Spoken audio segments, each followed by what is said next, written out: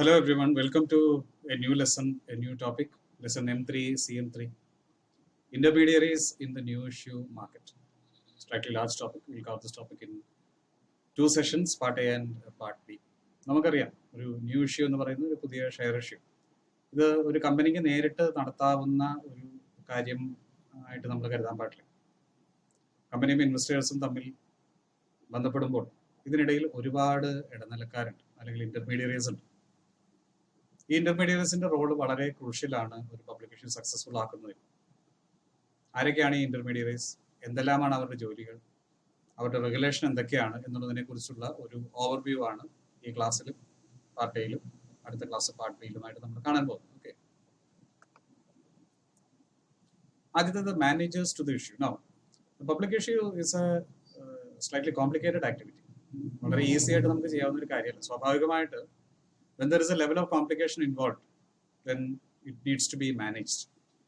അവിടെയാണ് managers to the issue എന്ന് പറയുന്നത്. പബ്ലിക് ഇഷ്യൂ മാനേജ് ചെയ്യുന്ന വ്യക്തിയോ വ്യക്തികളെയോ അതല്ലെങ്കിൽ ഒരു കോർപ്പറേറ്റ് ഏജൻസിയോ നമ്മൾ മാനേജേഴ്സ് ടു ദ ഇഷ്യൂ എന്ന് പറയുന്നു.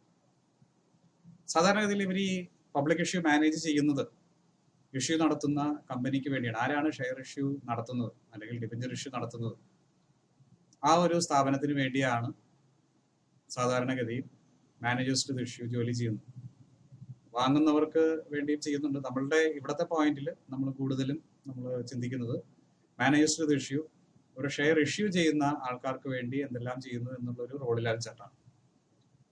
അപ്പോൾ സെക്യൂരിറ്റീസ് ഇഷ്യൂ ചെയ്യുന്ന ആൾക്ക് വേണ്ടി ആ സെക്യൂരിറ്റി ഇഷ്യൂ എന്ന് പറയുന്ന പ്രോസസ്സ് മാനേജ് ചെയ്യുന്ന വ്യക്തി അല്ലെങ്കിൽ സ്ഥാപനമാണ് manager to the issue. Securities പലതരമാകാം, ഷെയർസ് ആകാം, ഡിബഞ്ചേഴ്സ് ആകാം, പ്രിഫറൻസ് ഷെയർസ് ആകാം, ഈക്വിറ്റി ഷെയർസ് ആകാം, ബോണ്ട്സ് ആകാം, അങ്ങനെ പലതരത്തിലുള്ള ഇഷ്യൂസ് ഓഫ് സെക്യൂരിറ്റീസ് ഉണ്ട്. ഈ മാനേജറെ സംബന്ധിച്ചിടത്തോളം പ്രധാനപ്പെട്ട ജോലി he will market the issue attractive ആയിട്ട് ഡിസൈൻ ചെയ്യുക, ഇഷ്യൂ ജനങ്ങളിലേക്ക് പബ്ലിക്കിലേക്ക് എത്തുന്നതിന് വേണ്ട ഏർപ്പാടുകൾ ചെയ്യുക, actual operationalising the issue, share applications receive ചെയ്യുക, അതിൻ്റെ മണീസ് കളക്ട് ചെയ്യുക, ഈ പറയുന്ന കാര്യങ്ങളിലെല്ലാം നേരിട്ടല്ല ഇയാൾ ഇതെല്ലാം ചെയ്യുന്നുണ്ടെങ്കിൽ പോലും ഇയാളുടെ ഇൻഫ്ലുവൻസ് അല്ലെങ്കിൽ ഇയാളുടെ ഡിറക്ഷൻ നമുക്ക് ഈ പറയുന്ന എല്ലാ ആക്ടിവിറ്റീസിലും നമുക്ക് കാണാം. മാനേജേഴ്സ് രണ്ട് തരത്തിലാണ് വരുന്നത്, ലീഡ് മാനേജേഴ്സ് അല്ലെങ്കിൽ കോ മാനേജേഴ്സ് എന്ന് പറയുന്നത്. ലീഡ് മാനേജേഴ്സ് ആണ് സ്ട്രാറ്റജിക് ആയിട്ടുള്ള ഡിസിഷൻസ്, ഈ പബ്ലിക് ഇഷ്യൂമായി ബന്ധപ്പെട്ട് സ്ട്രാറ്റജിക് ആയിട്ടുള്ള ഡിസിഷൻസ്, നിർണായക തീരുമാനങ്ങൾ എടുക്കുന്നത് ലീഡ് മാനേജേഴ്സ് ആണ്. ലൈക്ക് ഇപ്പോൾ ഇഷ്യൂ ചെയ്യുന്നത് നല്ല ടൈമാണ്, ഒരു ഇഷ്യൂ പ്രൈസ് എത്രയായിരിക്കണം, ബുക്ക് ബിൽഡിങ്ങിന് പോകണമെങ്കിൽ അതെങ്ങനെ ചെയ്യണം, റെഗുലേറ്ററി ക്ലൈമറ്റ് എന്താണ്, ഇപ്പോഴത്തെ ലീഗൽ എൻവയൺമെന്റ് എന്താണ്, ഇത്തരത്തിലുള്ള ഒരുപാട് കാര്യങ്ങൾ സ്ട്രാറ്റജിക് ആയിട്ട് ചിന്തിച്ച് അത് മാനേജ്മെന്റ് ടോപ്പ് മാനേജ്മെന്റുമായിട്ട് ഒരു തീരുമാനത്തിലെത്താൻ, ടോപ്പ് മാനേജ്മെന്റ് തീരുമാനത്തിലെത്താൻ സഹായിക്കുന്ന ഒരു റോളാണ് ലീഡ് മാനേജറുടെ. ലീഡ് മാനേജറെ അസിസ്റ്റ് ചെയ്യുന്നതാണ് കോ മാനേജേഴ്സ്. സാധാരണ ഇതിൽ ലീഡ് മാനേജറും ഒരു കമ്പനിയും തമ്മിൽ ഒരു അഗ്രിമെന്റ് ഉണ്ടാകും. ഈ അഗ്രിമെന്റിന്റെ അടിസ്ഥാനത്തിലാണ് managers to the issue operate ചെയ്യുന്നത്. അപ്പോൾ ഈ അഗ്രിമെന്റിൽ മാനേജർ ടു ദി ഇഷ്യൂവിന്റെ ഡ്യൂട്ടീസ് എന്തെല്ലാമാണ്, അയാളുടെ റൈറ്റ്സ് എന്തെല്ലാമാണ്, അയാൾ എന്തെല്ലാം കാര്യങ്ങൾ നിർബന്ധമായിട്ടും ഒബ്ലിഗേറ്ററി ആയിട്ട് ചെയ്തിരിക്കണം, ഈ കാര്യങ്ങളെല്ലാം ഡീറ്റെയിൽ ചെയ്തിട്ടുണ്ടാവും. ഈ ഡോക്യുമെന്റ് സെബിയുടെ അടുത്ത് പബ്ലിക് ഇഷ്യൂവിന് ഒരു മാസം മുൻപേ ഫയൽ ചെയ്തിരിക്കണം. ഇഷ്യൂ ഓപ്പൺ ചെയ്യുന്ന ഡേറ്റിന് ഒരു മാസം മുൻപേ സെബിയുടെ അടുത്ത് ഫയൽ ചെയ്തിരിക്കണം, സെബി അത് സ്ക്രൂട്ടനൈസ് ചെയ്യാൻ വേണ്ടിയിട്ടാണ്. സാധാരണഗതിയിൽ merchant banks, public financial institutions, specialised private firms ഇവയൊക്കെ ലീഡ് മാനേജേഴ്സ് ആയിട്ട് ജോലി ഏറ്റെടുക്കാറുണ്ട്. സ്പെഷ്യലൈസ്ഡ് പ്രൈവറ്റ് ഏജൻസി ഇൻസ്റ്റിറ്റ്യൂഷൻസ് എടുക്കുന്നുണ്ട്. പിന്നെ അതുകൂടാതെ പബ്ലിക് ഫിനാൻഷ്യൽ ഇൻസ്റ്റിറ്റ്യൂഷൻസ്, നമുക്കറിയാം ICICI, IDBI, ഇതൊക്കെ പബ്ലിക് ഫിനാൻഷ്യൽ ഇൻസ്റ്റിറ്റ്യൂഷൻസ് ആണ്. UTI, unit trust of India, ഇവരൊക്കെ മാനേജ് ടു ദി ഇഷ്യൂ എന്നുള്ളൊരു ജോലി ചെയ്യുന്നുണ്ട്. മെർച്ചന്റ് ബാങ്ക്സ് മറ്റൊരു സെപ്പറേറ്റ് കാറ്റഗറി തന്നെയാണ്. മെർച്ചന്റ് ബാങ്ക്സിനെ കുറിച്ച് ഡീറ്റെയിൽഡ് ആയിട്ട് മറ്റു വീഡിയോസ് റിലീസ് ചെയ്യുന്നുണ്ട്. മെർച്ചന്റ് ബാങ്കേഴ്സ് ഒരു സെപ്പറേറ്റ് ടോപ്പിക് തന്നെയായിട്ട് നിങ്ങളുടെ സിലബസിൽ കാണുന്നതുകൊണ്ട് അതിന് ഡിവോട്ടഡ് ആയിട്ട് ഒരു 4-5 സെപ്പറേറ്റ് വീഡിയോസ് ഇതിന് ശേഷം റിലീസ് ചെയ്യുന്നുണ്ട്. അടുത്ത ഇന്റർമീഡിയറ്റ് ആയിട്ട് വരുന്നത് രജിസ്ട്രാർസ് ടു ദ ഇഷ്യൂ. രജിസ്ട്രാറുടെ ജോലി സാധാരണഗതിയിൽ ഒരു നമ്മൾ നോക്കിക്കഴിഞ്ഞാൽ ഒരു ഡോക്യുമെന്റേഷന് ഇമ്പോർട്ടൻസ് ഉള്ള ഒരു ജോലിയായിട്ടാണ് വരുന്നത്. രജിസ്ട്രാർ എന്നുള്ള പദം നമ്മൾ പലപ്പോഴും കേട്ട് പരിചയമുണ്ടായിരിക്കില്ല. യൂണിവേഴ്സിറ്റികളിലൊക്കെ രജിസ്ട്രാർ എന്ന് പറഞ്ഞ് നമ്മൾ കേൾക്കില്ല. എന്ന് പറയുന്ന പോലെ പബ്ലിക് ഇഷ്യൂവിനും ഒരു somebody called registrar to the issue. രജിസ്ട്രാർക്ക് ഈക്വലി എലാബറേറ്റ് ആയിട്ടുള്ള ഒരു സെറ്റ് ഓഫ് റെസ്പോൺസിബിലിറ്റീസ് ഡ്യൂട്ടീസ് ഉണ്ട്. ഇൻഫാക്ട് നമ്മളുടെ ഈ ബുക്കിൽ നോക്കിക്കഴിഞ്ഞാൽ നമുക്കറിയാം രജിസ്ട്രാർ ടു ദ ഇഷ്യൂ എന്തുമാത്രം കാര്യങ്ങൾ ചെയ്യുന്നുണ്ട് എന്നുള്ളത്.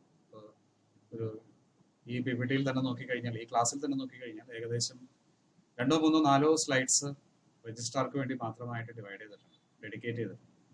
അപ്പൊ എന്തൊക്കെയാണ് രജിസ്ട്രാർ ടു ദ ഇഷ്യൂ, ആരാണ് രജിസ്ട്രാർ, എന്തെല്ലാമാണ് ഇയാൾ ചെയ്യുന്നത് നമുക്ക് നോക്കാം. രജിസ്ട്രാർ ആദ്യം തന്നെ ആപ്ലിക്കേഷൻസ് കളക്ട് ചെയ്യുന്നു, ഇൻവെസ്റ്റേഴ്സിന്റെ കയ്യിൽ നിന്ന് ആപ്ലിക്കേഷൻസ് കളക്ട് ചെയ്യുന്നു. ഇത് ഇയാളുടെ കെയർ ഓഫിൽ വരുന്നൊരു ജോലിയാണ്. ആപ്ലിക്കേഷൻസിന്റെ ഒപ്പം വരുന്ന പണം റിസീവ് ചെയ്ത് അത് ഷെയർസ് ഇഷ്യൂ ചെയ്യുന്ന കമ്പനിയെ ഏൽപ്പിക്കുക എന്നുള്ള ഒരു ജോലി രജിസ്ട്രാർ ചെയ്യുന്നുണ്ട്.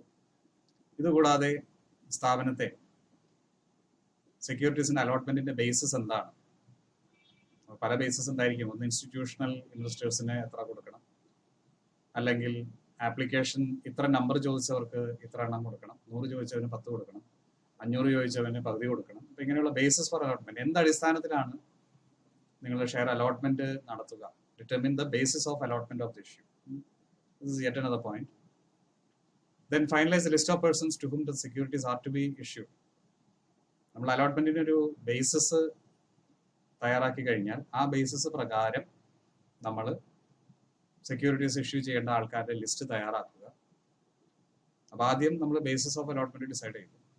അതിനുശേഷം ആക്ച്വൽ നമ്പർ ഓഫ് പീപ്പിൾ അല്ലെങ്കിൽ actual people actually to whom all should be issuing or allotting the securities രണ്ടാമത്തേത്. തേർഡ്, അലോട്ട് ചെയ്യുന്ന അല്ലെങ്കിൽ അലോട്ട് ചെയ്യാൻ തീരുമാനിക്കപ്പെട്ട വ്യക്തികൾക്ക് അലോട്ട്മെന്റ് ലെറ്റേഴ്സ് കൊടുക്കുക. അലോട്ട് ചെയ്യാൻ സാധിക്കാതെ വരുന്ന വ്യക്തികൾക്ക് റീഫണ്ട് ഓർഡേഴ്സ് കൊടുക്കുക. ഷെയർസ് അലോട്ട് ചെയ്ത വ്യക്തികൾക്ക് അലോട്ട്മെന്റ് ലെറ്ററിന് ശേഷം അലോട്ട്മെന്റ് പൂർത്തിയായി കഴിയുമ്പോൾ ഷെയർ സർട്ടിഫിക്കറ്റുകൾ കൊടുക്കുക. ഈ കാര്യങ്ങളെല്ലാം രജിസ്ട്രാറുടെ പണിയിൽ വരുന്നു. നമ്മൾ നോക്കിക്കഴിഞ്ഞാൽ എനോമസ് എമൗണ്ട് ഓഫ് ഡോക്യുമെന്റേഷൻ ഇവിടെ നമുക്ക് കാണാം. ഒരു രജിസ്ട്രാർ ആയിട്ട് നമുക്ക് ഒരു റോൾ എടുക്കണമെങ്കിൽ നമ്മൾ സെബിയുടെ പക്കൽ രജിസ്റ്റർ ചെയ്തിരിക്കണം. മാത്രമല്ല അത് ആനുവലി ആ രജിസ്ട്രേഷൻ റിന്യൂ ചെയ്യണം. ആനുവൽ രജിസ്ട്രേഷൻ ഫീ എന്ന് പറയുന്നത് ഏകദേശം അല്ല 15,000 റുപ്പീസ്, 15,000 റുപ്പീസ് ഇതാണ് കൊടുത്തിരിക്കുന്നത്. അപ്പോൾ അപ്ലൈ ചെയ്യുന്ന എല്ലാവർക്കും രജിസ്ട്രാർ ആയിട്ട് രജിസ്ട്രേഷൻ കിട്ടിക്കൊള്ളണം എന്നില്ല. ചില ക്രൈറ്റീരിയ, ചില കണ്ടീഷൻസിന്റെ ബേസിസിലാണ് രജിസ്ട്രേഷൻ സെബി നൽകുന്നത്. അപ്പോൾ അത് ക്യാപിറ്റൽ അഡിക്വസി, നിങ്ങളുടെ മൂലധനത്തിന്റെ പര്യാപ്തത, you should be adequately funded, നിങ്ങളുടെ ഓൺ ക്യാപിറ്റലും റിസർവ്സും ചേർത്തിട്ട് അറ്റ്ലീസ്റ്റ് 6 lakh റുപ്പീസ് ഉണ്ടായിരിക്കണം. അതായത് 6 ലക്ഷം നിങ്ങൾക്ക് ക്യാപിറ്റൽ ഇൻവെസ്റ്റ്മെന്റ് ആയിട്ട് ഉണ്ടായിരിക്കണം. Sufficient man power, skilled man power ഉണ്ടായിരിക്കണം, ഈ മേഖലയിൽ പരിചയമുള്ള ആൾക്കാർ. പിന്നെ ഒരു ഓഫീസ് ഇൻഫ്രാസ്ട്രക്ചർ ഒക്കെ ഉണ്ടായിരിക്കണം, അത് കൈകാര്യം ചെയ്യാൻ വേണ്ട മാൻ പവർ ഉണ്ടായിരിക്കണം. പിന്നെ നിങ്ങളുടെ ട്രാക്ക് റെക്കോർഡ്, നിങ്ങൾ എങ്ങനത്തെ സ്കിൽഡ് ആയിട്ടുള്ള അല്ലെങ്കിൽ ഈ മേഖലയിൽ പരിചയമുള്ള ഒരാളാണ്, മുൻപ് ഏതെങ്കിലും ഇഷ്യൂസിന് രജിസ്ട്രാർ ആയിട്ട് നിങ്ങൾ വർക്ക് ചെയ്തിട്ടുണ്ട്, ഇതെല്ലാം ട്രാക്ക് റെക്കോർഡും കൂടി പരിഗണിച്ചാണ് സെബി നിങ്ങൾക്ക് രജിസ്ട്രാർ ആയിട്ട് രജിസ്ട്രേഷൻ നൽകുക അല്ലെങ്കിൽ നിങ്ങളുടെ രജിസ്ട്രേഷൻ റിന്യൂ ചെയ്യുക. രജിസ്ട്രാറുടെ സർവീസസ് പലതായി ക്ലാസിഫൈ ചെയ്തിരിക്കുന്നു. ഒരു 5 കാറ്റഗറി ആയിട്ട് തിരിച്ചിരിക്കുന്നു. ചിലത് എലാബറേറ്റ് ആയിട്ടുണ്ട്, ചിലത് വളരെ ബ്രീഫ് ആയിട്ടുണ്ട്. നമുക്കൊന്ന് നോക്കി പോവാം.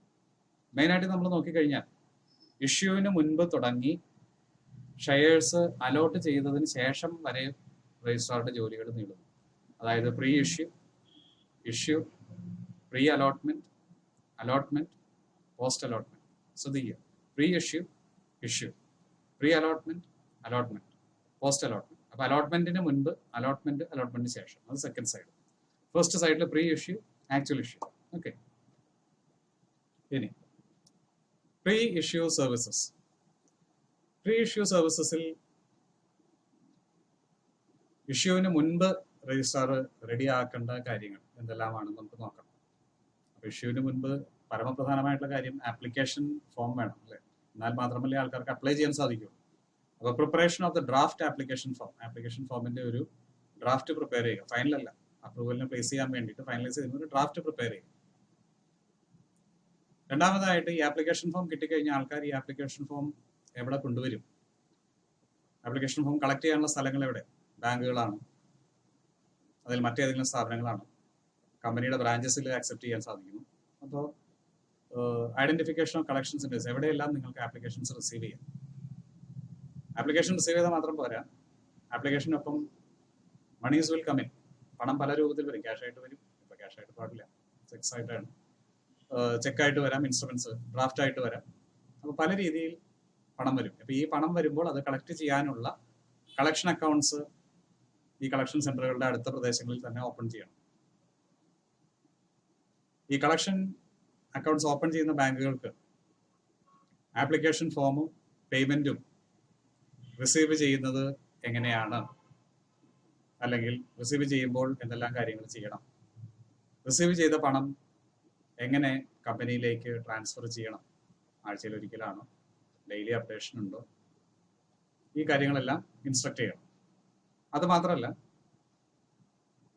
ഇതുമായി ബന്ധപ്പെട്ടുള്ള ഡേറ്റ കളക്ട് ചെയ്യാൻ ഒരു സിസ്റ്റം ഡിസൈൻ ചെയ്യണം. ഒരു ദിവസം എത്ര ആപ്ലിക്കേഷൻസ് വന്നു, അതുമായി ബന്ധപ്പെട്ട് എത്ര പണം വന്നു, അതിൽ ചെക്ക് എത്ര, ഡ്രാഫ്റ്റ് എത്ര, ഔട്ട് സ്റ്റേഷൻ ചെക്സ് എത്ര ഷെയർസിനുള്ള ആപ്ലിക്കേഷനാണ് വന്നത്, ആപ്ലിക്കേഷൻ എന്ന് പറയുന്നത് കൂടാതെ എത്ര ഷെയർസിനുള്ള ആപ്ലിക്കേഷൻസ് വന്നിട്ടുണ്ട്. ഒരു enormous amount of data is being created. അപ്പോൾ ആ ഡേറ്റ കൊളക്ട് ചെയ്യാൻ, ഡേറ്റ കളക്ട് ചെയ്ത് ക്ലാസിഫൈ ചെയ്ത് സോർട്ട് ചെയ്യാൻ വേണ്ടിയിട്ട് ഒരു സിസ്റ്റം ഡിസൈൻ ചെയ്ത് തയ്യാറാക്കുക. ഓക്കെ, നെക്സ്റ്റ് ഈസ് അപ്പോൾ പ്രീ ഇഷ്യൂ കഴിഞ്ഞു. Next is issue services.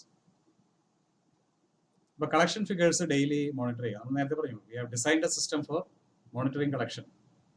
എത്ര ആപ്ലിക്കേഷൻസ് വന്നു, ആപ്ലിക്കേഷൻ ബന്ധപ്പെട്ട് എത്ര പണം വന്നു, ആ പണത്തിൽ എത്ര ട്രാൻസ്ഫർ ചെയ്തു, എത്ര ഔട്ട് സ്റ്റേഷൻ ആണ്, ഇത് ഒരുപാട് കാര്യങ്ങളുണ്ട്. അപ്പോൾ ഈ സിസ്റ്റം പ്രകാരം ഡേറ്റ കളക്ട് ചെയ്യുന്നുണ്ടോ ഇല്ലയോ എന്ന് സൂപ്പർവൈസ് ചെയ്യും. രണ്ടാമത്തേത്, കിട്ടിയ ഡേറ്റ പല രീതിയിൽ ക്ലാസിഫൈ ചെയ്യുക. അതിലൊരു ബേസിസ് ആണ് സ്ലാബ് അനുസരിച്ച് നിങ്ങൾ ഡേറ്റ, ആപ്ലിക്കേഷൻ ഡേറ്റ നിങ്ങൾ ക്ലാസിഫൈ ചെയ്യുക.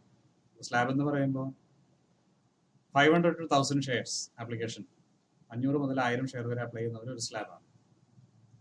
1000 to 5000 മറ്റൊരു സ്ലാബാണ്. 5000 ആൻഡ് എബവ് ഷെയർസിനുള്ള ആപ്ലിക്കേഷൻ മറ്റൊരു സ്ലാബാണ്. അപ്പോൾ അങ്ങനെ സ്ലാബ്സിന്റെ ബേസിസിൽ അല്ലെങ്കിൽ മറ്റ് സ്യൂട്ടബിൾ കാറ്റഗറീസിന്റെ ബേസിസിൽ കിട്ടിയ ഡേറ്റ ക്ലാസിഫൈ ചെയ്യുക.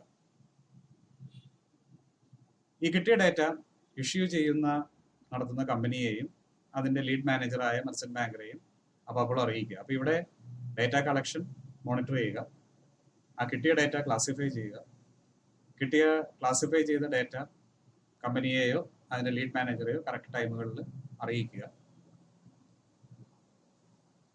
പബ്ലിക് ഇഷ്യൂ ക്ലോസ് ചെയ്യുന്ന ദിവസം സ്റ്റോക്ക് എക്സ്ചേഞ്ചിനെ ഇൻ റൈറ്റിംഗ് അറിയിക്കുക. അപ്പോൾ ഇത് എസെൻഷ്യലി നമ്മൾ നോക്കിക്കഴിഞ്ഞാൽ ഒരു ഡേറ്റ കളക്ഷൻ ആൻഡ് റിപ്പോർട്ടിംഗ് ജോബാണ് ഇഷ്യൂ സർവീസസിൽ വരുന്നത് രജിസ്ട്രാറിന്റെ. Essentially you should bear in mind that registrar is a documenting person. ഒരു രജിസ്റ്റർ സൂക്ഷിച്ച് അതിൽ കാര്യങ്ങൾ രജിസ്റ്റർ ചെയ്ത് വെക്കുന്ന ഒരാളായിട്ട് നിങ്ങൾ മനസ്സിലാക്കരുത്. എസെൻഷ്യലി ഹൈലി ഡോക്യുമെന്റേഷൻ ഇന്റൻസീവ് റോളാണ് രജിസ്ട്രാർ. Point 3 is pre allotment services. അലോട്ട്മെന്റിന് മുൻപ്, ആദ്യത്തേത് പ്രീ ഇഷ്യൂ ആയിരുന്നു, രണ്ടാമത്തേത് ഇഷ്യൂ ആയിരുന്നു, മൂന്നാമത്തേത് പ്രീ അലോട്ട്മെന്റ്. നമ്മൾ അലോട്ട്മെന്റ് എന്ന് പറഞ്ഞ സെക്ഷനിലേക്ക് കടക്കും മുൻപ് പ്രീ അലോട്ട്മെന്റ്. ഇവിടെ വരുന്നത് ആദ്യം തന്നെ കിട്ടിയ എല്ലാ ആപ്ലിക്കേഷൻ ഫോമും വാലിഡിറ്റി അനുസരിച്ച് ക്ലാസിഫൈ ചെയ്യുക. അതായത് വാലിഡ് ആണോ ഇൻവാലിഡ് ആണോ എന്ന് ചെക്ക് ചെയ്യുക. വാലിഡ് ആയിരിക്കാൻ ചില കണ്ടീഷൻസ് ഉണ്ട്, ഇൻവാലിഡ് ആയിരിക്കാൻ ചില കണ്ടീഷൻസ് ഉണ്ടാവും. ചില സ്ഥലത്ത് ആധാർ നമ്പർ ഉണ്ടാവില്ല, ചില സ്ഥലത്ത് ക്രിട്ടിക്കലായ മറ്റ് ഡേറ്റസ് പാൻ നമ്പർ ഉണ്ടാവില്ല, ഇങ്ങനെ പല കാര്യങ്ങൾ ഉണ്ടായിരിക്കാം. അപ്പോൾ പലതുകൊണ്ടും ചില ആപ്ലിക്കേഷൻസ് വാലിഡ് ആയിരിക്കും, ചിലത് ഇൻവാലിഡ് ആയിരിക്കും. വാലിഡ് ഡേറ്റ ഇൻവാലിഡ് ഡേറ്റയെ ക്ലാസിഫൈ ചെയ്യുക. അതിനുശേഷം വാലിഡ് ആയിട്ടുള്ള ആപ്ലിക്കേഷൻസിനെ വീണ്ടും ഏത് രീതിയിലാണ് അവർ പണം ട്രാൻസ്ഫർ ചെയ്തിരിക്കുന്നത്, ഡ്രാഫ്റ്റ് ആണോ, ചെക്കാണോ, മറ്റേതെങ്കിലും മാർഗത്തിലാണോ എന്നുള്ളത് വാലിഡ് ആപ്ലിക്കേഷൻസിനെ depending upon the method of payment of money വീണ്ടും ഡിവൈഡ് ചെയ്യുക. അതിനുശേഷം വാലിഡ് ആപ്ലിക്കേഷൻസ് സ്ക്രൂട്ടനൈസ് ചെയ്തിട്ട് ഇതിൽ എത്ര എണ്ണത്തിന് അലോട്ട്മെന്റ് കൊടുക്കണം. നമ്മൾ നേരത്തെ ബേസിസ് ഓഫ് അലോട്ട്മെന്റ് പറഞ്ഞിരുന്നു. മിനിമം 500 അപേക്ഷിച്ചവന് മാത്രമേ നമ്മൾ അലോട്ട് ചെയ്യുന്നുള്ളൂ. അപ്പോൾ 500-ൽ താഴെയുള്ളവരെ എല്ലാം നമ്മൾ വേണ്ടെന്ന് വെച്ചു. വേറെ ആപ്ലിക്കേഷൻസ് ആർ ഓൾ വാലിഡ്, പക്ഷേ ബേസിസ് ഓഫ് അലോട്ട്മെന്റിൽ അവർ ഫിറ്റിനാവുന്നില്ല. മിനിമം 500 ചോദിച്ചവന് നമ്മൾ 250 കൊടുക്കും. 500 താഴെയുള്ള ആപ്ലിക്കേഷൻ നമ്മൾ എന്റർടൈൻ ചെയ്യണല്ലേ. അപ്പോൾ അലോട്ട്മെന്റ് എലിജിബിലിറ്റി ഉള്ള വാലിഡ് ആപ്ലിക്കേഷൻസ് മാത്രം സോർട്ട് ചെയ്ത് വെക്കുക.